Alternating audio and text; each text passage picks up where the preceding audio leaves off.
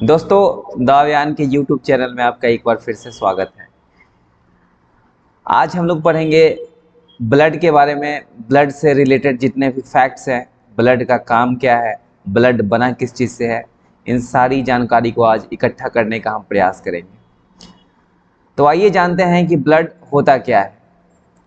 Blood एक तरल संयोजी ऊतक होता है।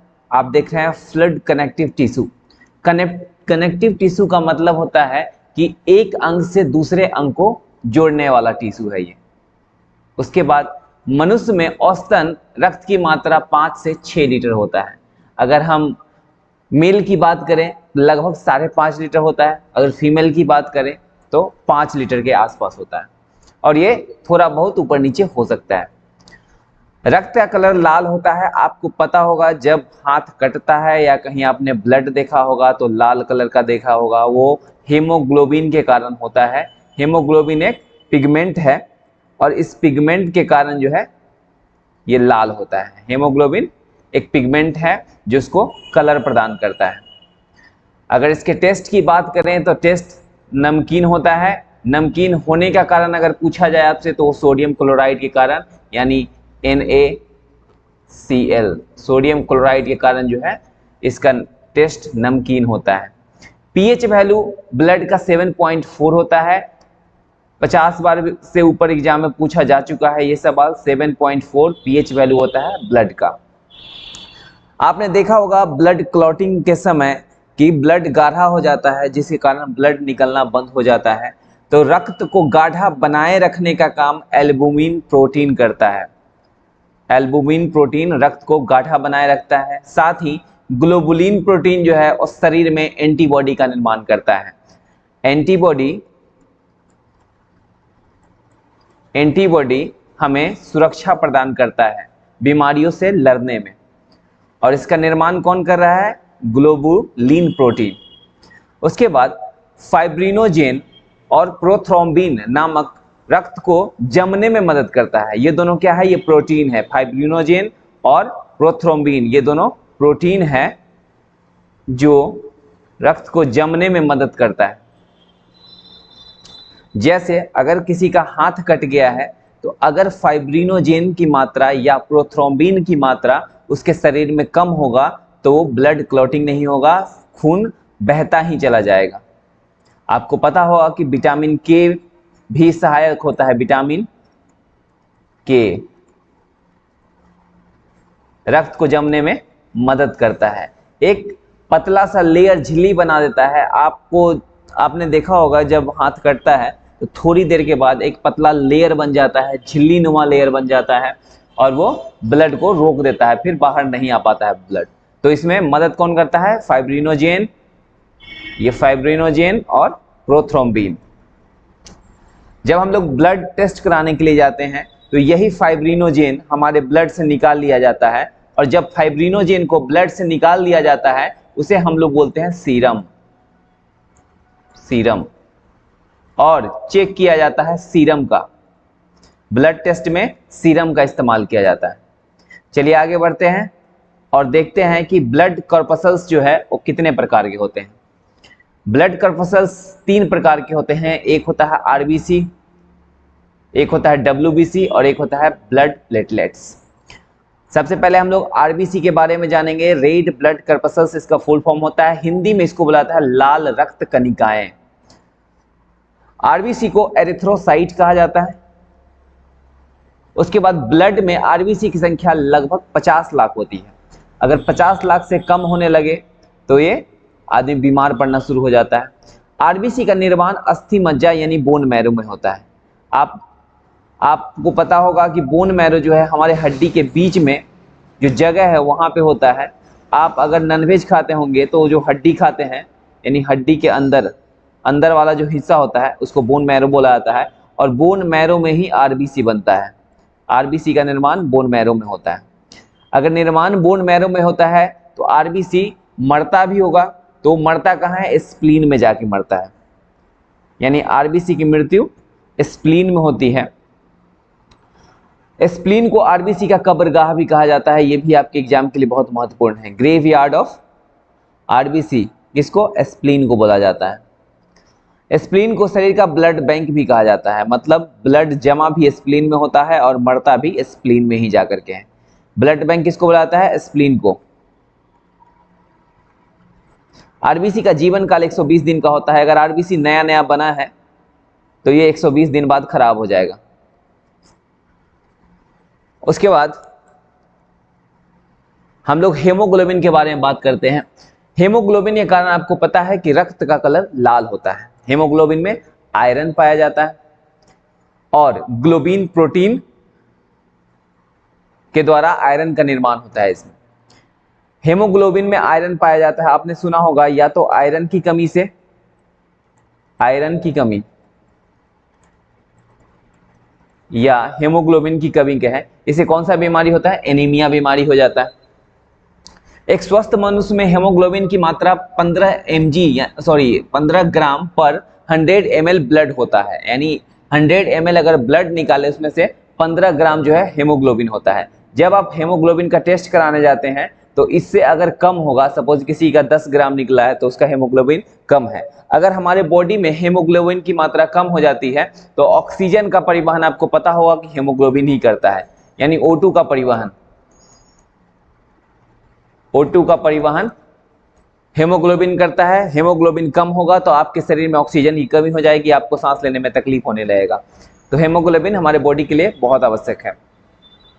आरबीसी में हेमोग्लोबिन की कमी कारण एनीमिया रोग हो जाता है, जिसको हिंदी में अरक्ता भी बोला जाता है। यह महिलाओं में होता है, महिलाओं में पुरुष से कम होता है ब्लड। इसके बहुत सारे कारण हैं। एक हिपेरिन प्रोटीन, हिपेरिन के कारण हमारा ब्लड क्लॉट नहीं होता है हमारे शरीर के अंदर, बाहर तो हो जाता है, अंदर नहीं होता है। हिपेरिन एक प्रोटीन है और इस प्रोटीन के कारण हमारे बॉडी के अंदर ब्लड क्लॉटिंग नहीं होता। हम कितने भी ठंडे प्रदेश में क्यों ना चले जाए, हमारा ब्लड जो है वो गर्म ही होगा और ब्लड जमेगा नहीं। किसके कारण? हिपेरिन के कारण।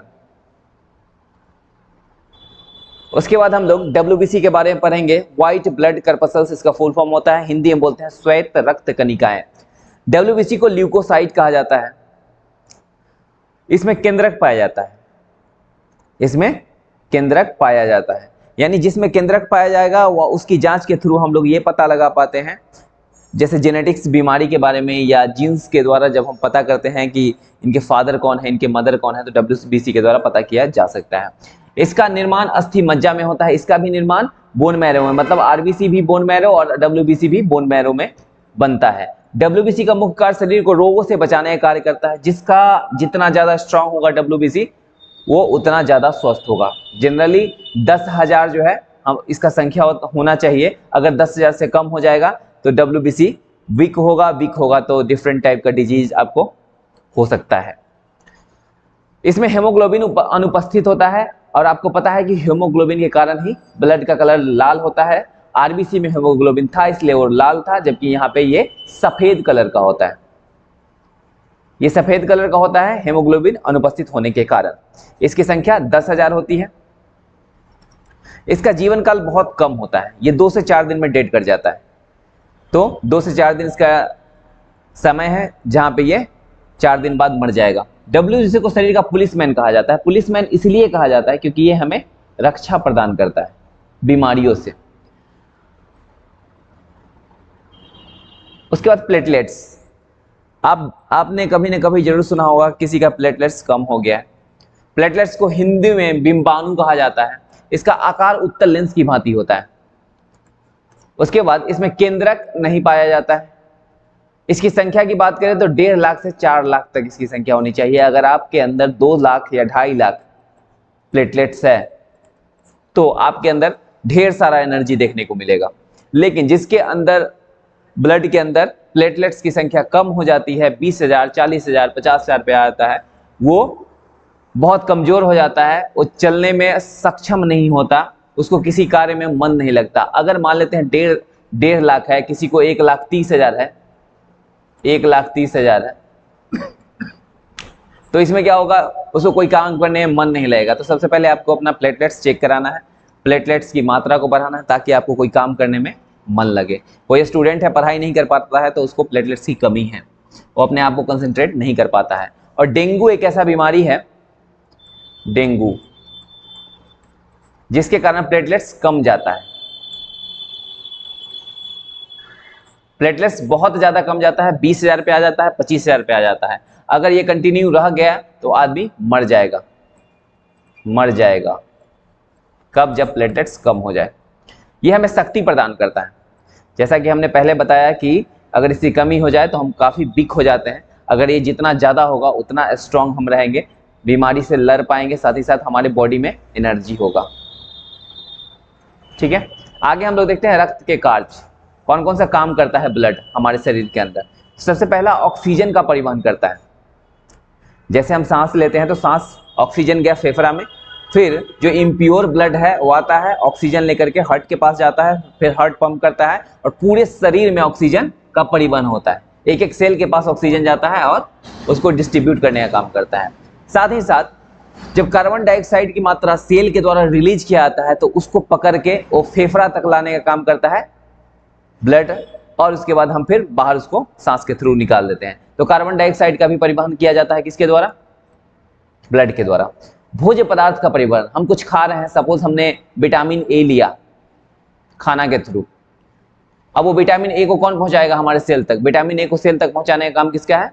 ये रक्त का है। या जो भी हम खा रहे हैं, कार्बोहाइड्रेट्स हो, प्रोटीन हो, उसको ब्लड जो है वो सर्कुलेट होकर के हमारे शरीर के एक एक सेल तक पहुंचाता है, हर पार्ट तक पहुंचाता है। उसके बाद हार्मोन्स का भी ये परिवहन करता है। हमारा जो ग्लैंड्स है, वो ग्लैंड जो हार्मोन रिलीज करता है वो हमारे शरीर के एक एक भाग तक पहुंचाने का रक्त करता है। ये ब्लड के थ्रू ही एक जगह से दूसरे जगह तक जाता है। साथ ही शारीरिक ताप का नियंत्रण करता है। शारीरिक ताप मतलब जो टेम्परेचर है, हम किसी भी टेम्परेचर में चले जाए, चाहे बाहर का टेम्परेचर 80 डिग्री सेल्सियस ही क्यों ना हो, हमारे ब्लड का टेम्परेचर है वो नॉर्मल ही रहेगा। चाहे हम 0 डिग्री या -50 डिग्री, -40 डिग्री टेम्परेचर पे ही क्यों ना चल जाए, मेरा ब्लड का टेम्परेचर है वो मेंटेन रहेगा। ब्लड कभी भी क्लॉट नहीं हो सकता। उसके बाद रक्त स्राव को रोकना। जैसे रक्त स्राव, जैसे ब्लीडिंग ज्यादा हो रहा है, उसको रोकने का भी काम करता है हमारा ब्लड। ब्लड के अंदर क्या होता है? ब्लड के अंदर प्लेटलेट्स होता है, ब्लड के अंदर WBC होता है, ब्लड के अंदर RBC होता है। साथ ही इसमें प्लाज्मा भी पाया जाता है। प्लाज्मा की मात्रा की बात करें तो ये 60% होता है ब्लड का, 60%। इसमें 90% जो है वो वाटर होता है, वाटर। ये ब्लड क्लॉटिंग में भी ये भी मदद करता है, क्लॉटिंग। ठीक है, तो आज हम लोग ब्लड का कुछ महत्वपूर्ण फैक्ट देखें, फिर हम लोग किसी नेक्स्ट वीडियो में मिलेंगे और किसी और टॉपिक को पढ़ने का काम करेंगे। तो अगर हमारा चैनल आपको अच्छा लगता है, हमारा कंटेंट अच्छा लगता है, तो आप लाइक करें, सब्सक्राइब करें और ज़्यादा से ज़्यादा शेयर करें।